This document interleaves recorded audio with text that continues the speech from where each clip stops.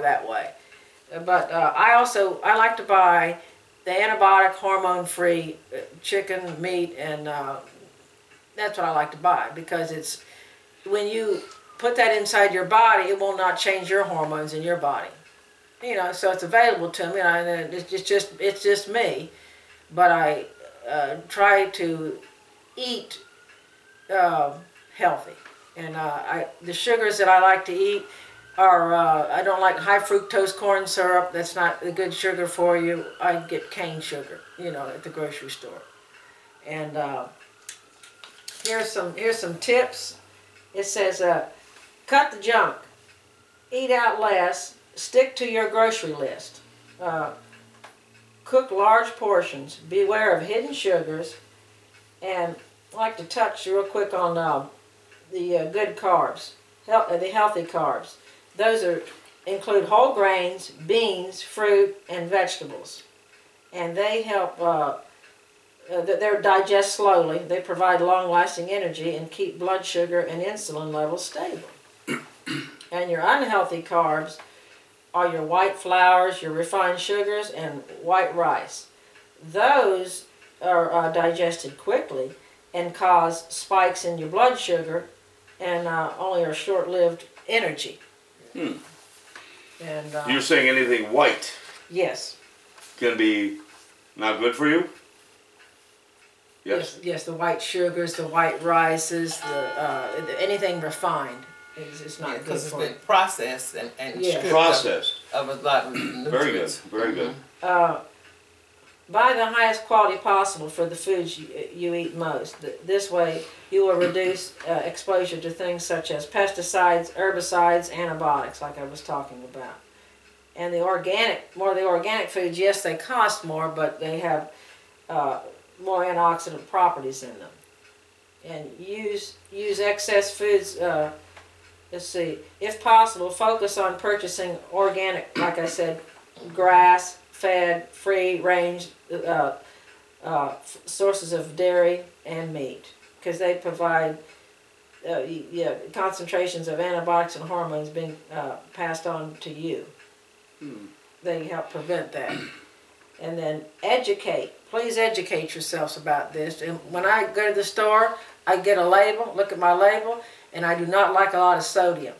You look at your serving size. I like more potassium. Potassium is better for your energy levels, and it's a diuretic. What do you get? What food has a lot of potassium? Bananas. Bananas do. Bananas. Fruits and vegetables. Yes. Frozen vegetables or fresh? Fresh. You can go get the fresh vegetables too. That's good too? Yes. All right. But you want to look to make sure you have more potassium in there. A lot of the food manufacturers are putting more potassium in the food products. They really are. Tell me about strawberries. Is there any potassium in strawberries? I'm not sure. I'd have to look at the food label. But strawberries are vitamin C, and they're good for you. Okay, potassium is a critical factor. Yes, it's a diuretic, and your heart needs it, and also it just will not bloat you. Sodium bloats your body. It retains fluid. Right. Very good. A little different than my diet. Yes, and cook once and eat multiple times. You know. What do you mean cook once and eat multiple times? You can, things that you have, like chicken, you can make chicken a lot of different ways. You know, you can have chicken salad. Right. And then what I do, you know, I love to cook and eat creatively. And then I could make, tonight we're going to have for dinner this other chicken dish I made. But out of that, I made this dish we're having tonight, and I made chicken salad out of it. From an antibiotic, hormone-free chicken. What are we doing? Chicken tenders. Very nice. And one last thing. Yeah, like I say, just educate yourselves, and yeah, that's right. Cook once and eat multiple times. And you can also go to my website, which is margiesinformation.blogspot.com, and I like quick, easy, healthy meals. You can click on Easy and Simple Cooking Recipes. And Brenda, would you like to say something? How you might go to the what you? Well, do for food? I usually eat on the go, but when I do shop, I try to get a lot of fresh fruits and vegetables because that's where I was raised. My granddaddy always had a big garden, and we didn't eat a lot of meat and things like that. He had chickens in his yard and on his backyard, and he had a big garden. So 90% of what we ate came from the garden. Mm-hmm. And that was the natural way to eat. Then I didn't know that that was the healthy way to eat. That's just the way we ate. Sure. And so eating basic collard greens and cabbage and beans and stuff like that was the way we actually ate. Yes. And then over the years, working and eating on the go, I got away from that, only to just find my way back around to eating basic food and not a lot of different kinds of food. Mm-hmm. We didn't have a lot of different kinds of food. For dinner, you might have had cabbage and cornbread. Yes. Oh. And not a whole lot, not chicken and 2-3 vegetables and whatever like that. And sometimes we had chicken, but we didn't have chicken on a regular basis. We might have it once a week or something like that. My granddaddy lived to be over 100. Right now, my mom is 94 years Isn't that old. something? So I think it's the way they ate, and they ate a lot of natural stuff because it was raised and they had picked a from neat the garden, didn't they? Yeah, they had a great And garden. I hope they didn't have a lot of herbicides and pesticides. No, he sprayed didn't. on He didn't it. use all that, and he had a hand plow. Oh, He wow. plowed the yard with. Then he'd sit down and rest for a while, and then he kept at it. It was his work. That's what he did, and everything was fresh and natural. Oh, wonderful! That's the best way. That's the way. best way, and that's just the way we were raised from the beginning. If you wanted something good to eat or something out of the garden, you go out there and pick you some tomatoes and 2-3 other things and make salad. You know why, folks? 'Cause all this she's talking about, the gardens are the best way because they have more of the vitamins and minerals and nutrients in there. When it has to get picked, where does it come from? California or overseas, and then it has to be distributed to all these grocery stores, and then you get it. There's not much nutrients in there. You get ripped off. Yeah. Yeah. And now more than ever before, we are experiencing a lot of food additives and everything are being made, and a lot of things being recalled. They're calling stuff back. Yeah. The spinach, we've never had any problem with spinach. A few years back, there was a major problem with the spinach. Then they called that back. The peanut butter, everything is so highly processed, and so much things that people are doing things wrong, and that by the time we do get it, we don't know what's in it. Oh, we don't. We don't know what you're something. Yes. And even I bought some strawberries, so beautiful.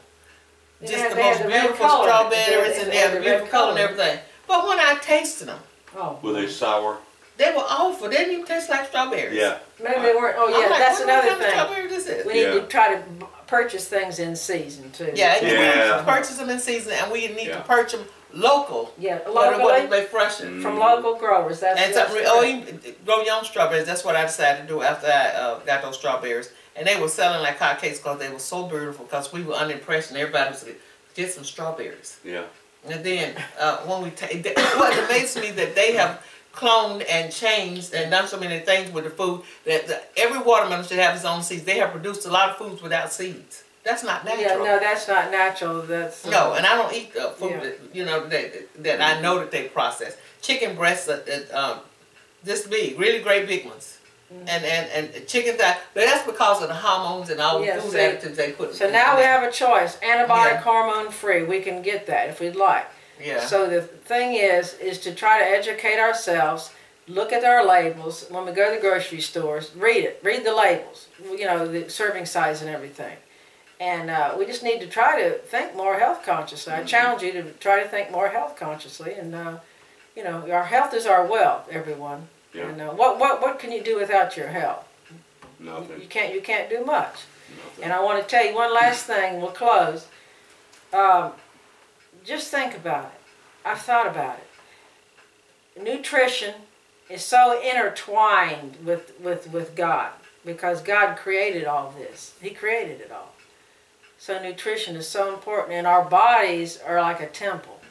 They're God's temple, and we need to really try to be careful on what we're putting in it, because God is our There you it's go. our temple. Well put. It's a spiritual thing too. It's Yes, it really intertwined, is. so intertwined. Nutrition and I think we and forget about that. spirituality. We do. It's not something that you usually cross our minds, but God created And the as Garden we- of Eden. yeah. I mean, the It was a garden, beginning yeah. of time, yeah. Well, be darned. That's really well And he put. gave us all these flowers, plants, and trees, and all the plants are energy. They're energy. They're God's energy. Mm-hmm. And God's Yeah. frequency, God's love frequency, everyone, is 528 hertz. Mm-hmm. So I'd like to thank everyone here tonight, you know, Art Nash, Brenda, And you, Marcy. and myself, Yeah. We thank you. Yeah. It is a pleasure. It has been a wonderful pleasure. And it's been Well, thank a you. wonderful Thank you joy. for- It has been. It's been And great. your time, Brenda. I'm glad to come. Good night, everyone. Good night. Night.